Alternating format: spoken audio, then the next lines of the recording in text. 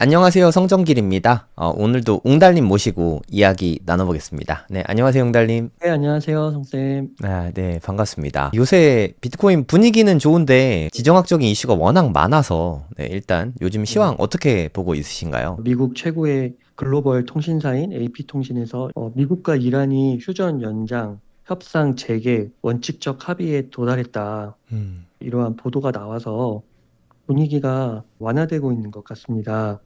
그래서 트럼프 대통령도 또 이게 또 뒤집어질지는 모르겠지만, 이란 전쟁의 최종 결과가 곧 달성될 수 있다.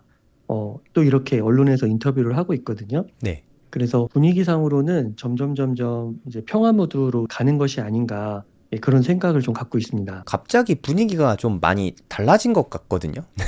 그 예, 이유가 뭘까요? 제가 좀 극단적인 용어를 좀 쓴다고 하면 그 미친 개보다 더 미친 개가 나타난 것 같아요.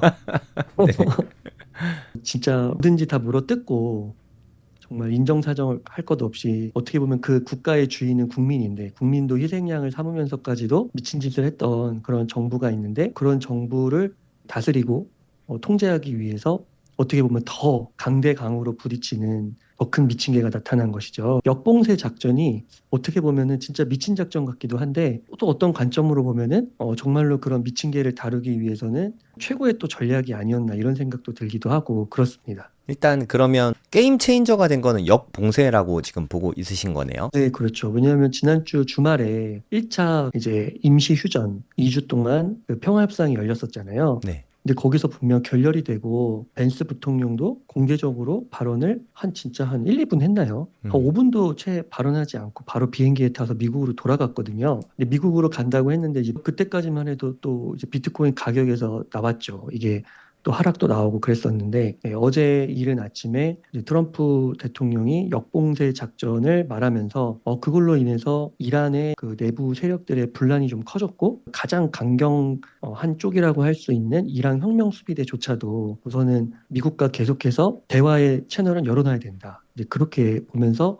이제 빠르면은 이번 주 안에 2차 회담이 또 열릴 거라고 하거든요. 역봉쇄 작전이 굉장히 강력하고 주요했던 것 같습니다. 요즘에 좀 뉴스를 보면 역봉쇄가 중국을 또 자극했다 이런 것도 어, 뉴스가 좀 나오고 있더라고요. 네. 역봉쇄 중국 이슈는 어떻게 보고 있으세요? 맞습니다.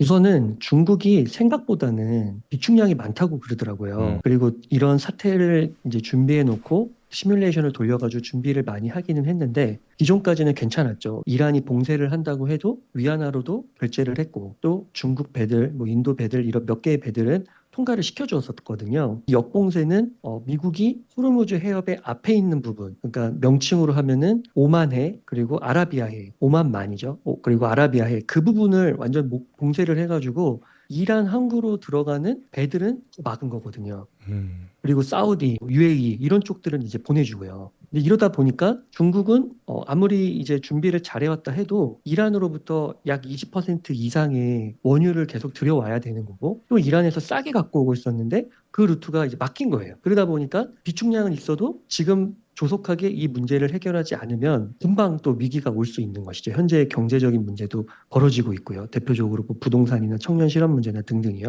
그러니까 중국이 갑자기 또 적극적으로 개입을 하기 시작했습니다. 역공세 작전이 나오고 바로 이제 중국의 또 그 대담이 나오면서 그 이란에다가 이제 이런 평화 협상 자리를 더 좀 촉구를 하기도 하고요. 그러면서 또 핵무기 관련해서도 핵무기는 자기로서는 지지하지 않는다라고 또 얘기하기도 하고요. 음. 그래서 이 역봉쇄 작전이 그 중국의 에너지원과 결부가 되면서 또 중국의 이란을 더 강력하게 설득하는 그런 것까지도 작용을 하게 되었다라고 볼 수 있을 것 같습니다.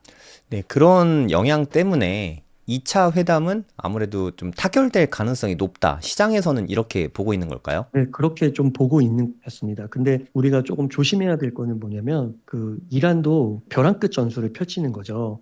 그래서 어떤 또 반전 뉴스가 나올지 모른다. 그런 거는 항상 생각을 해야 될 것 같아요. 너무 큰 기대감을 갖고 있다가는 상심이 클 수도 있지 않을까? 네, 그런 생각을 하게 되고 아무리 이제 평화 협상이 된다 해도 이게 갑자기 그 전쟁 전의 상태로 완전히 항행의 자유가 있고 평화의 상태로 가기에는 그래도 좀 기간이 필요할 것 같아요. 간다라는 전제 음, 하에서도 안 갈 수도 있는 거고요. 그래서 이러한 것들을 잘 생각을 한다면 유가가 오르는 거죠. 그러면서 인플레이션에 이제 문제에 봉착을 할 수가 있다라는 겁니다. 또 금리와 문제가 되겠죠. 금리 인하가 나올 것이냐, 아니면 물가가 안 잡히면 금리 인상이 될 수도 있겠죠. 그래서 이런 파급 효과도 있기 때문에 이게 평화 협상이 되냐 안 되느냐 그것도 중요하고, 분명 된다고 하면은 증시는 또 거기에 대해서 긍정적으로 반응을 할 것 같습니다. 하지만 그 이후에 부작용도 좀 생각을 해봐야 된다. 특히 이런 원유 중동 이슈에 밀접하게 연결되어 있는 국가들이 있잖아요. 그중에 대표적으로 이제 동아시아의 국가들 중에서 한국도 있는 거죠. 그래서 그런 국가들 내에서의 그 경제 상황도 고려를 해야 된다. 예를 들면은 이 물가가 오르게 되니까 벌써 우리나라도 오부제 실시하고 또 지원금이 나간다고 하잖아요. 그럼 이것도 벌써 원유값, 물가 상승과도 상관없이 통화량이 또 풀리는 거기 때문에 이렇게 6개월, 1년, 2년의 시간이 지나면 또 화폐 가치 하락으로 이어질 수도 있는 거거든요. 지금 환율이 뭐 1,500원에서 뭐 1,480원, 870원 좀 떨어졌다 해도 이거는 또 국민연금의 환해지 비율을 올리기도 하고 환율 개입으로 하는 단기적인 효과일 수도 있다라는 겁니다. 우리가 시계열을 길게 잡고 미리미리 준비해야 되지 않나 그런 생각이 있습니다.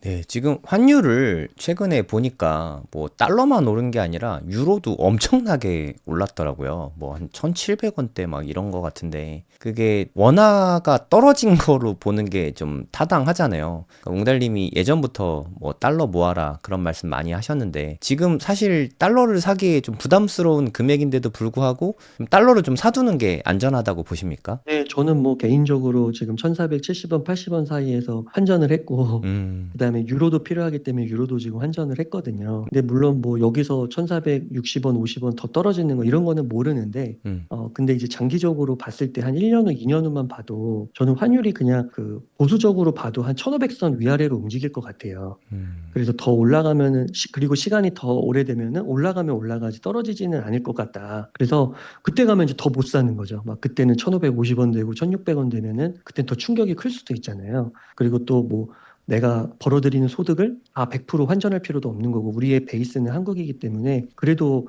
가능하다면은 이제 여유 자금에서 뭐 한 50% 정도 이상은 바꿔놓는 거 그런 거 좋은 것 같습니다. 네. 다시 미국과 이란 회담으로 좀 넘어가서 핵심 쟁점이 핵에 있을까요? 네, 표면적으로는 핵인 것 같습니다. 그러니까 음, 그것이 해결되지 않으면은 우선은 협상은 안 되는 것 같아요. 물론 기관마다 지금 분석 자료가 조금 다르기는 한데 제가 몇 개 기관을 이렇게 봤을 때는 지금 이제 이란이 갖고 있는 그 우라늄 그리고 농축 기술 그리고 그거를 무기로 전환할 수 있는 기술 이런 것들을 종합적으로 봤을 때 빠르면은 한 한두 달 안에도 핵무기를 완성할 수 있대요. 그러면은 굉장히 중동의 문제 심각해지는 것이죠. 미국이 또 약간 빠르게 이런 타격을 하는 의사결정을 한 것 같기도 하고요. 또 어떤 기관들은 최소 6개월 이상 1년은 건질 것이다 이렇게 보는 것도 있습니다. 근데 아무튼 종합적으로 봤을 때는 이란의 기술 수준이 1년이라고 치더라도 굉장히 높은 수준에 올라왔다라는 것이죠. 그래서 이 문제가 해결되지 않으면은 이란이 핵을 갖추게 되고 거기에다가 더 나아가서 장거리 타격 미사일 기술까지 갖추게 되면은 이게 이제 미국까지도 타격이 가능한 겁니다. 그러니까 이거는 이제 미국의 입장에서는 벌어지면 안 되는 일이기 때문에 첫 번째는 뭐 핵무기 포기라든지 아니면 뭐 우라늄 농축을 뭐 어떻게 한다든지 이런 것들이 미국의 입장에서 봤을 때 합리적인 선 그것이 첫 번째로는 전제되지 않으면은 이 평화적인 협상으로 마무리되는 것은 어렵지 않을까 시간이 많이 걸리지 않을까 그렇게 생각이 듭니다. 사실 저는 왜 하필 지금 타이밍에 트럼프가 공격을 했을까? 그게 좀 의문이었는데, 저는 솔직히 말씀드려서 하메네이를 사살할 수 있는 타이밍이라서 그랬다고 생각을 했었거든요.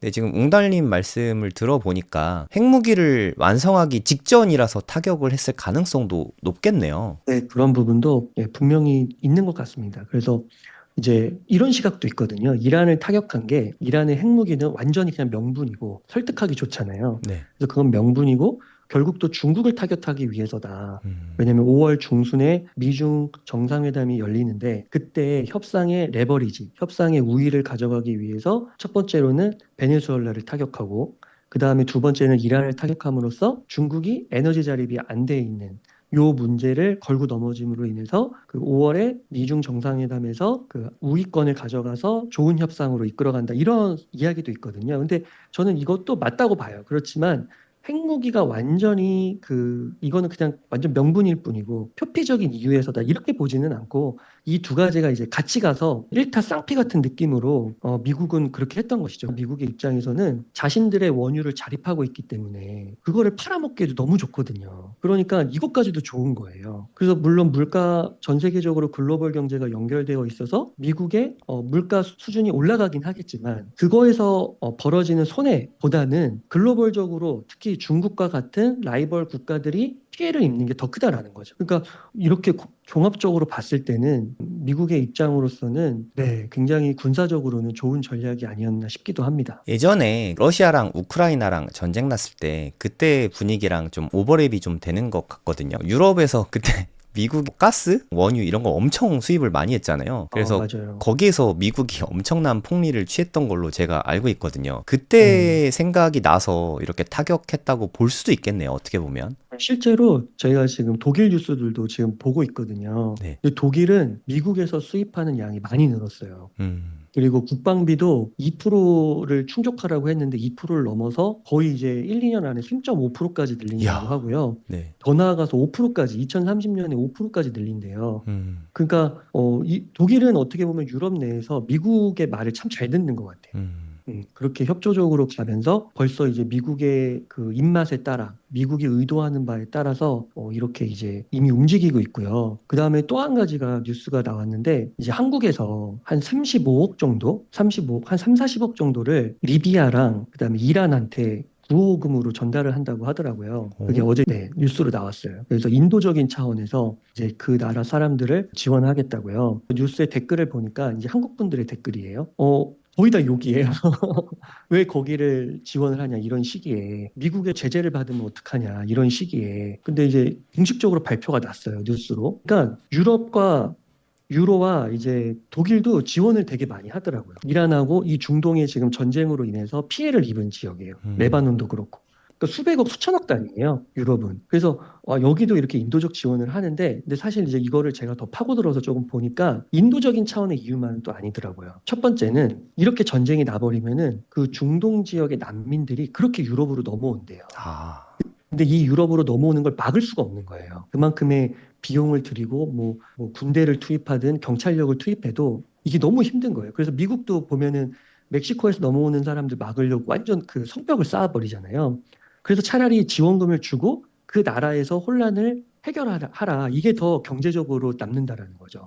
그리고 두 번째 이유는 독일이든 유럽이든 이런 주요 기업들이 재건 사업으로 거기에 들어가서 비즈니스를 할 수 있다라는 겁니다. 네. 그러니까 그런 이유들로 인해서 이제 독일이 또 이제 지원을 했다라는 것이죠. 그러니까 지금 전 세계적으로 이런 혼란한 상황 속에서도 경제적인 이해타산, 정치적인 이해타산으로 이게 첨예하게 지금 돌아가면서 이 새로운 국제 질서를 만들어가고 있다. 물론 지금 현상학적으로 이 중동 이란 타격하는 전쟁이 확 벌어진 건데요.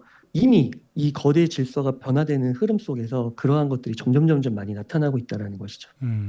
또 이 말씀을 들으니까 예전에 미국에서 우크라이나 재건 사업에 좀 눈독을 많이 들이는 모습들이 있었잖아요. 그런 생각도 좀 맞아요. 많이 드는 것 같고, 사실 우리나라는 뭐 중동하고 좀 거리가 멀긴 하지만 우크라이나하고 러시아 전쟁도 언젠가는 끝나게 되지 않겠습니까? 뭐 그러면 그때 좀 종전 특수 이런 것도 좀 기대해 볼 수 있을까요? 그럼요. 그게 이제 잘 따야죠. 그래서. 음. 그래서 이제 우리나라도 이제 암묵적으로는 포탄을 많이 지원을 했다고 그때 제가 옛날에 웅달책방에서 군사 전문가분들이 이렇게 인터뷰했을 때 그런 얘기 많이 들었거든요. 네네. 우크라이나랑 러시아랑 결국 끝났을 때 우크라이나에 가서 재건하는 거. 음. 그다음에 러시아와 우리나라의 관계도 나쁘지 않기 때문에 우리는 양쪽에서 좀 실리를 얻을 수 있을 것이다. 이런 분석들이 많았거든요. 네. 그래서 그런 것들을 또 준비하는 것 같습니다. 사실 우리가 이란하고 사이가 나빠져서 좋을 거는 별로 없지 않을까요? 그렇죠. 그냥 기왕이면 좀 좋은 게 좋은 거라도 중동 쪽의 사업들 좀 따내면 우리나라 경제에도 좀 도움이 좀 되지 않을까 싶기도 하네요. 말씀 듣고 보니까. 네, 우리나라가 1970년도 때 많이 성장할 수 있었던 것도 음. 중동 건설붐 같은 것들이었잖아요. 네. 현대 그 기업의 신화도 그런 데서 다 연결돼서 만들어진 거고요. 음, 그래서 그런 여지도 분명히 있는 것 같습니다만, 근데 또 좀 냉정하게 보면은 지원금 규모 그 차원에서는 우리나라가 또 많이 또 지원을 하는 게 아니기 때문에 네. 과연 그런 기회를 많이 또 얻을 수 있을지, 그리고 그거는 또 이제 계속해서 생각해야 되는 것인데, 더 앞단에서는 벌어지는 일은 이제 요 중동 이슈와 관련된 그 원유값 상승으로 인한 그 물가 상승, 그런 부분들은 우리가 좀 유념을 해야 되고, 그게 더 직접적인 타격이 될 수 있을 것 같아요. 우리 국민들의 입장에서는요. 생활 물가가 오르는 거죠. 벌써 차량 운행이나 뭐 기름값이나 등등 다 느껴지잖아요. 그래서 그런 것들을 생각하면서 대비를 하는 거. 원화 자산뿐만 아니라 해외 자산을 조금씩 늘려가는 그런 것들이 중요하지 않을까 생각합니다. 네. 그리고 이건 조금 별도의 이야기이긴 한데 저는 유럽 특히 뭐 독일이나 뭐 이런 유럽 국가들하고 미국하고 좀 사이가 좀 안 좋아졌다고 착각을 했거든요. 그린란드 이슈도 좀 있었고 그때 좀 분위기가 좀 안 좋았었잖아요. 근데 아까 독일이 미국 말 참 잘 듣고 있고 관계가 좋다고 말씀하셨는데 독일과 미국의 현재 사이는 어떤가요? 좋은가요? 네, 제가 생각했을 때는 독일은 유럽에서 그래도 가장 미국의 친화적인 국가가 아닌가 싶습니다. 그 영국보다도요? 독일은 네, 영국하고 오히려 요즘에 그 영국의 스타머 총리인가요? 그분이 조금 미국하고 대립하는 것 같아요. 그러니까 옛날에 그 토니 블레어였나? 네, 굉장히 옛날이긴 한데 이라크 네, 전쟁 벌일 때는 그때는 그 영국이 미국의 개다, 애완용 개다, 그래서 뚜드리다하고 막 별명이 지을 정도로 미국의 모든 거를 다 동조를 했었거든요. 네. 그래서 그 이라크를 타격할 때도 영국이 이제 미국이 들어와라 그러면 같이 들어가고 막 그랬고 다른 유럽 국가들은 늦게 들어오고 막 이랬었는데 이번에 이제 총리와 이번 정당은 계속해서 미국하고 조금 대척점에 서 있는 것 같아요. 그리고 영국이 좀 프랑스랑 친하게 지내면서 프랑스는 예전부터도 좀 그랬고요. 근데 그 중에서도 이제 독일은 역사적으로 좀 거슬러 올라가면은 세계 2차 대전을 겪으면서 결국 패전국이 됐었잖아요. 군사력을 나토에 어떻게 보면은 이제 위임을 한 거죠. 나토는 곧 미국이었고 미국의 핵 우산 아래서 독일이 엄청나게 빠르게 경제 성장을 할 수 있었다라는 것이죠. 그러니까 그걸 잘 알고 있는 것 같기도 해요. 음, 그리고 또 이런 얘기들도 있습니다. 제가 독일 그 국제정치학자들의 이렇게 얘기를 이렇게 보니까 어떤 국제정치학자는 자꾸 프랑스가 이제 독일하고 같이 프랑스도 핵을 갖고 있으니까 프랑스를 이제 중심으로 해서 독일도 들어오고 유럽의 자립적인 안보를 만들어 보자. 뭐 이렇게 주장을 하는 거예요. 근데 독일 내에서도 프랑스를 별로 좋아하지 않는 거예요. 아, 그러니까 역사적으로 봤을 때 이런 거죠. 옆에 있는 사람이 이웃이 친해야 될 것 같지만 오히려 모르는 저 멀리 사는 뭐 친척이나 제3자, 뭐 연예인이나 이런 사람이 더 좋은 거지. 옆집 사람은 자꾸 비교하고 또 뭐 하다 보면은 또 갈등이 일어나고 이러면서 오히려 더 싫은 거예요. 한일 그래서 차라리 관계랑 독일, 비슷하지 않을까 싶기도 하네요. 맞아요, 맞아요. 그렇습니다. 그래서 그런 측면에서 차라리 미국이 낫다라는 거죠. 미국이 최선은 아니더라도 타선으로서는 가장 좋은 게 아닌가. 이런 쪽으로 해서 이제 독일은 미국하고 그나마 이 장단을 잘 맞춰가면서 또 아닌 건 아니다라고 얘기하지만 조율과 회담을 통해서 잘 맞춰가는 그런 거라고 좀 보입니다. 독일 사람들이 참 현명하네요. 어떻게 보면. 네, 그렇죠. 만약에 미국이 패권 질서를 계속 유지하고 수호하고 그렇게 된다면은 그렇죠. 독일이 잘하고 있는 거라고도 볼 수 있을 것 같습니다. 음. 사실 그 영국이 브렉시트 한 다음에는 독일이 압도적으로 유의에서 가장 큰 비중을 차지하고 있잖아요. 그런 독일의 스탠스가 네. 친미 쪽으로 흐르면 EU 전체가 친미를 좀 계속 유지할 가능성이 높다고 보는 게 맞겠네요.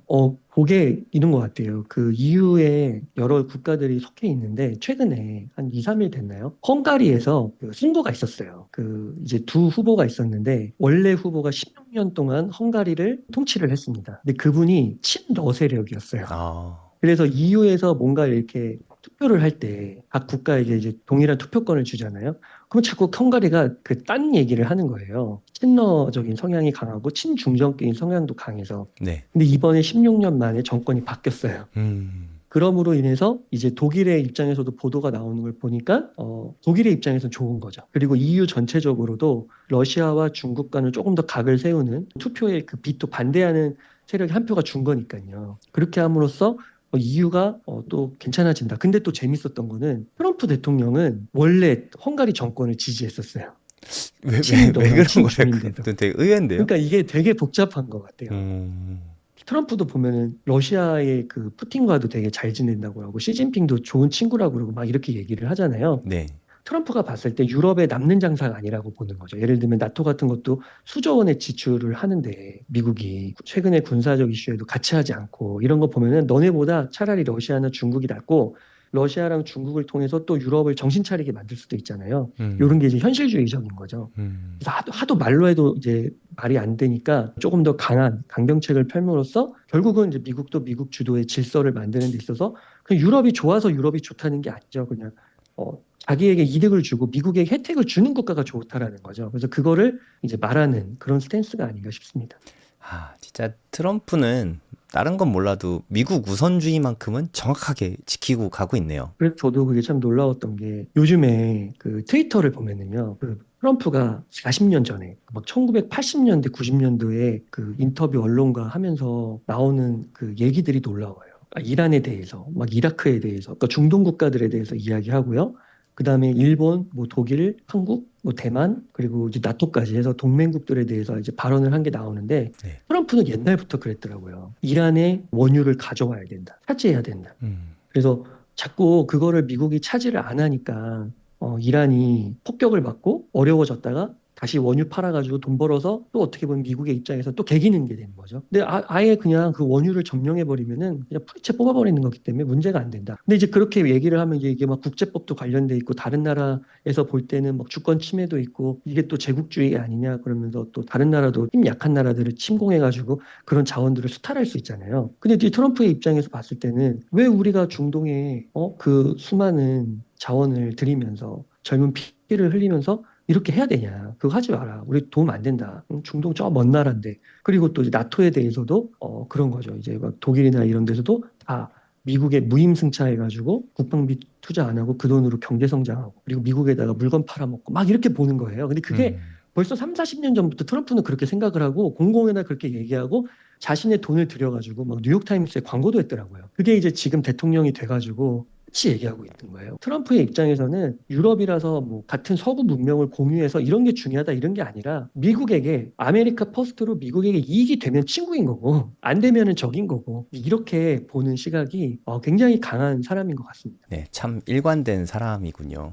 그러면 가장 지금 현 시점에서 핵심적인 게 2차 회담이 어떻게 될까 이 부분인 것 같은데 만약에 이란에서 핵을 포기하면 큰 번영을 가져올 수 있다. 뭐 이런 이야기를 트럼프가 당근을 제시하고 있잖아요. 이쪽에 대한 시나리오는 좀 어떻게 보고 있으세요?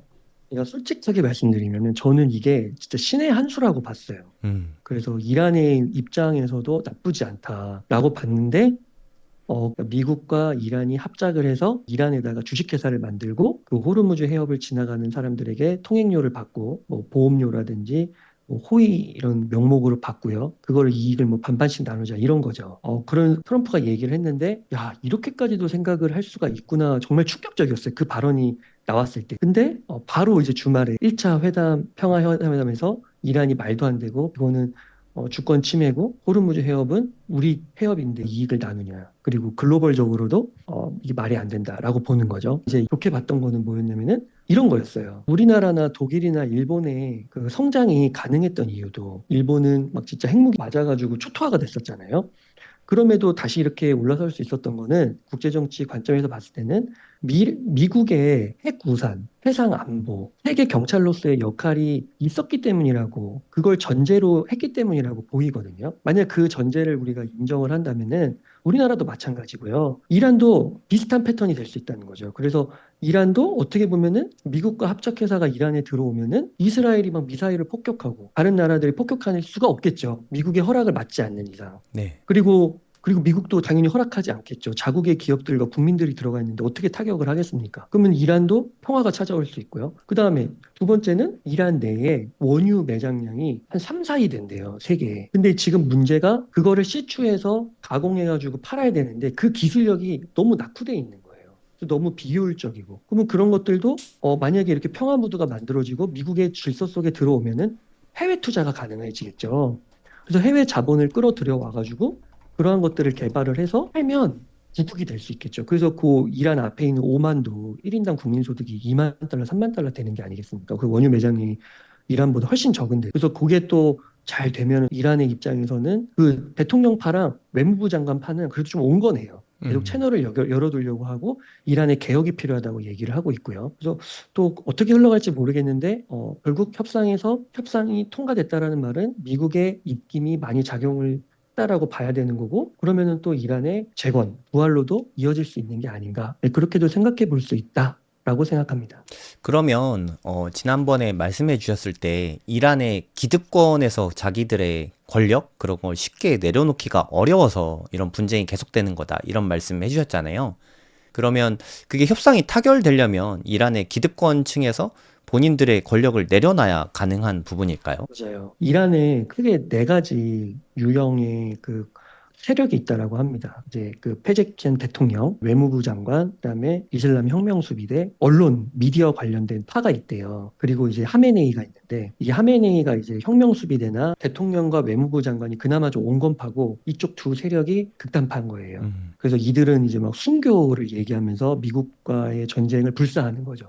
그렇게 이제 사람들에게 이제 미디어로 이제 얘기도 하고요. 가장 강력한 게 누구냐면 이란 혁명수비대입니다. 이란 혁명수비대가 결국은 이 권한을 내려놔야 되는데 이 이란 혁명수비대도 그 경제적인 측면에서 보면은 결국 싸우려면 돈이 필요한데 그게 결국 그 원유나 이런 데서 나오는 거잖아요. 네. 그런데 또 미국이 하르그 섬을 또 폭격을 하면서 90% 시설을 날려버리고 이런 거를 목격하면서 야, 이대로 가면은 진짜 다 끝날 수도 있겠다라는 그런 위협감도 느꼈다고 해요. 근데 또 워낙 이 사람들은 강경한 사람이라서 어떻게 나올지 모르겠는 거예요. 그래서 이게 회담에서 아까도 조심스럽게 서두에 말씀드렸는데 어떻게 흘러갈지 모르고 어떤 반전이 또 나올지 모르겠는 게 결국 극렬파들이 강경파들이 또 어떻게 나올지 모른다는 거죠. 정말 국민 한 사람 남을 때까지 다 죽을 때까지도 우리가 끝까지 맞서 싸워야 된다. 이 자본주의 이 미국과 제국주의 미국과 이렇게 나가면 또 어떻게 될지 모르는 거거든요. 근데 만약에 그들이 정말 어떤 묘책이 있어서 그런 권한을 내려놓으면서까지도 미국과 합의를 한다? 와, 그러면은 또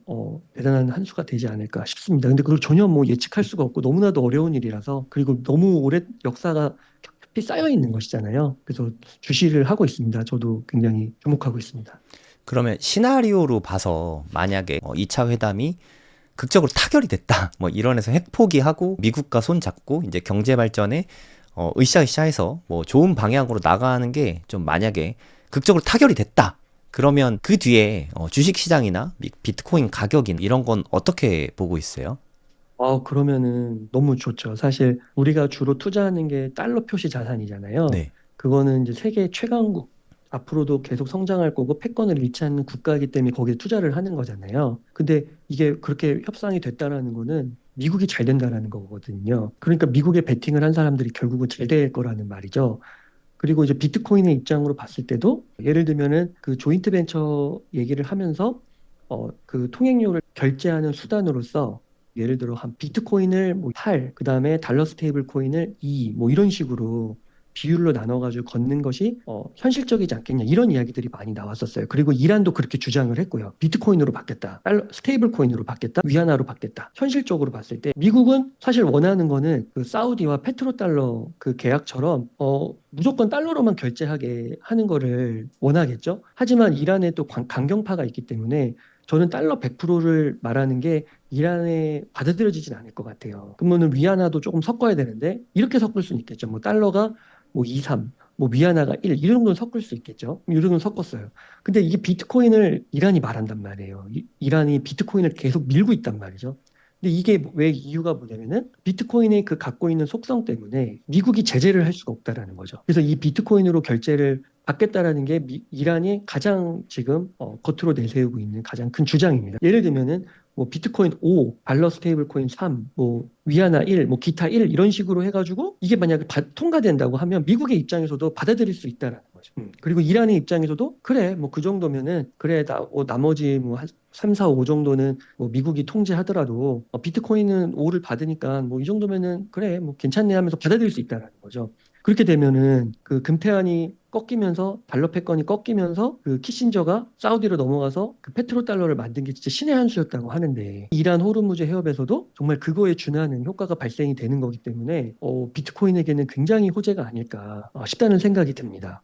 네, 그리고 이란과 미국이 만약에 극적으로 협상이 타결되고 독일과 일본에 선례가 있었잖아요. 네, 정말 경제 협력을 통해서 그런 것처럼 이란이 크게 경제 발전을 하게 되면 중국도 압박을 좀 많이 받게 되지 않을까요? 네, 지금 국제 정치학자들의 사이에서 이제 현실주의적으로 이제 보시는 분들의 관점에서는 중국이 미국에게 굉장히 우호적입니다. 오. 그리고 중국은 미국하고 지금 정상회담을 하루라도 빨리 하기를 원해요. 그래서 지금 중국이 그만큼 사정이 안 좋다고 보고 있거든요. 중국도 어떻게 보면은 이제 지금 상황에서 좀 극단으로 보시는 분들은 이제 중국이 대만을 침공할 수 있다라고 보는 거예요. 중동 다음에는 이제 동아시아로 오니까요. 근데 이제 상황이 국내적으로 또 너무 녹록치가 않고, 그리고 또 이제 전쟁을 했을 때 과연 중국에게 남는 장사가 될 것이냐 이런 걸 치열하게 따져봤을 때, 그렇지 않다라고 보는 게 많고, 오히려 또 시진핑의 입장에서는 민주당 계열보다도 트럼프가 대화가 잘 된다고 보는 측면도 있거든요. 그래서 그런 것들을 종합적으로 봤을 때는 지금 중국의 스탠스는 오히려 되게 미국에게 우호적이고 당분간은 그게 진짜 진심인지 아닌지 그리고 향후에 또 어떤 패권 싸움이 또 갈등이 부각될지 모르지만 지금 당장으로는 미국에게 굉장히 우호적인 그런 표명을 하고 있다라고 보시면 될 것 같습니다. 그게 바로 이제 베네수엘라랑 이란을 타격하면서 중국이 좀 각성을 했다. 현실적인 부분들을 미국이 이렇게까지도 할 수 있는 거구나. 트럼프가 이렇게까지도 몰아붙일 수 있는 거구나 하면서 좀 느끼는 바가 있지 않았겠느냐? 이렇게 보는 분들도 많더라고요. 그러면 결국에는 기승전 미국? 뭐 약간 좀 이런 느낌으로 가네요. 미래는 알 수 없지만 네. 그 21세기 노스트라다무스라고 불리는 조지 프리드먼이라는 국제 정치학자가 있습니다. 근데 이제 그분을 이제 되게 좋아하는 분들이 많은데 그분이 정말 다 맞췄다는 거죠. 그 2010년도에 나왔던 책, 2020년도에 나왔던 책, 그걸 보면은 앞으로 이렇게 흘러갈 것이다 했는데 진짜 그렇게 흘러간 거예요. 그래서 21세기 노스트라다무스라 불리는데 2030년 즈음 되면은 이 모든 혼란이 종료가 되면서 미국이 대부흥기가 올 거라고 이야기를 해요. 그분은. 그러니까 결국 미국을 이길 수 있는 국가는 없다. 근데 그 이유가 뭐냐면 지정학인 거예요. 천혜의 그 지정학, 에너지 패권, 식량과 함께 왼쪽에 태평양, 오른쪽에 대서양을 끼고 있으면서 북으로 남으로 경쟁 국가가 없어요. 근데 그런 조건을 갖춘 국가가 전 세계에 단 하나도 없다라는 거죠. 그래서 이 지정학 이게 정말 천운이기 때문에 갈등과 지금 되게 막 복잡다단하고 한 것 같지만 결국에는 미국이 이기고 결국은 미국에게 제2의 전성기가 다시 시작된다라고 보고 있더라고요. 그래서 그분은 그렇게 보는 건데 그렇게 될 가능성이 높지 않을까. 저는 조금 설득이 되더라고요. 그럼 우린 투자자의 입장에서 미국이 2030년에 모든 걸 평정하고 최부국이 된다고 치면 우린 지금 투자를 어떤 포지션으로 어떻게 전략을 취하는 게 좋을까요? 그런 측면에서는 아까도 말씀드린 달러로 표시된 자산들을 많이 모으시면 좋을 것 같고요. 그 다음에 이제 비트코인은 이제 점점 미국이 또 전략적 자산이라고 얘기도 했고 사이클상으로 봤을 때 하락기가 얼마 남지 않았어요. 올해 말까지니까요. 전 세계적으로 봤을 때 뭐 모건 스탠리나 이런 상품은 계속 만들고 있어요. 이제 6개월 후에 그게 끝나고 하면은 굉장한 추진력을 받겠죠. 그리고 중동이나 이런 데서 결제 수단으로도 이제 큼지막한 거. 우리가 막 비트코인으로 커피 사 먹고 이런 게 아니잖아요. 네. 뭐 원유 결제나 무역 대금 결제나 이런 거 옛날부터 얘기했었단 말이죠. 시나리오로 언젠간 이렇게 큰 금액이 국가적으로 기관적으로 오갈 때 비트코인이 쓰일 것이다. 담보물로 쓰일 것이다. 근데 그렇게 되는 미래가 점점 오고 있다라고 보면은 비트코인도 모아야 되고요. 근데 아직도 비트코인이 근데 변동성이 좀 크고 위험 자산으로 분류되니까 그것만 갖고 있으면 조금 그렇겠죠. 그래서 뭐 가장 기초적으로는 뭐 S&P 500이나 QQQ 같은 인덱스 투자도 좋고 자신이 만약에 정말 공부를 열심히 할 수 있다면은 이제 미국이 미는 산업, 뭐 우주라든지 뭐 바이오라든지 로봇이라든지 성장 산업의 그 변동성은 견뎌야겠죠. 그런 것들 공부해서 개별 종목에 투자할 수도 있는 거고요. 달러 표시 자산으로 뭐 한 50% 투자하고요. 50%는 부동산과 뭐 한국 주식, 반도체 중심으로 해서 뭐 50% 합쳐가지고 가져가고요. 이렇게 최소 5대 5 정도는 가져가는 방향이 좋지 않을까. 내가 조금 더 미국에 베팅하고 싶다면 이제 비율을 늘려가는 거죠. 그렇게 투자를 하는 게 최고는 아니더라도 뭐전 세계 1등 투자자, 상위 뭐 1% 투자자 이건 아니더라도 한 5% 10%만 해도 충분하잖아요. 그래서 그 정도까지는 도달할 수 있지 않을까 싶습니다. 한 줄로 요약을 하자면 바이 아메리카 하면은 네, 최소한 네. 상위 10% 안엔 들어갈 것이다. 이렇게 요약하면 될까요? 네. 네, 그런 것 같습니다. 그리고 지금 우리나라 추경 많이 했거든요. 26조인가요? 음. 그리고 앞으로도 계속 할 수 있고 어떻게 될지 모르는데 그다음에 잘 되면 좋겠지만 만약에 안 좋은 시나리오 최악에 대비해야 되잖아요. 지금 국민연금 자금도 끌어다 쓰고 있어요. 그래서 이게 어떻게 될지 몰라요. 노후가. 그리고 세금도 강력하게 지금 강화되고 있어가지고 부동산도 어떻게 될지 모르고요. 정말 뭐 최상급 부동산들은 타격이 없고 부자들은 걱정이 없는데 문제는 이제 중간, 중상에 이렇게 끼어 있는 분들이 문제거든요. 그러니까 그런 분들이 이 한국적인 상황에서 자칫 잘못하다가는 화폐 가치가 더 절하되고 이러면 정말 힘들어질 수 있다. 그리고 우리나라가 어떻게 보면은 한국말만 쓰잖아요. 그러니까 고립됐어요, 약간. 일자리나 이런 것들을 빨리빨리 좀 바꾸면서 이동의 자유가 있어서 이렇게 할 수 있으면 더 좋은데 그렇지 않단 말이죠. 어떻게 보면은 한국 내에 이렇게 갇히고 한국의 기업들 가운데 일자리가 많이 만들어져야 되는데 그 일자리들이 또 지금 해외로 빠져나가고 있단 말이죠. 그래서 현상은 그런데 앞으로 또 어떤 정말 놀라운 그런 대책들이 나와서 잘 꾸려지면 다행이지만 그렇지 않게 될 가능성이 높아 보이면은 정말 잘 대비해야 되지 않을까. 네, 이것도 좀 요약을 하자면 한국이 큰 변화 없이 이렇게 무난무난하게 가면 네, 한국 경제 위기가 올 수 있고 미국 경제는 앞으로 좀 전망이 좋으니까 100%다 원화보다는 달러 비중을 일정 부분 좀 가져가자 이렇게 보면 되겠습니다. 너무 깔끔합니다.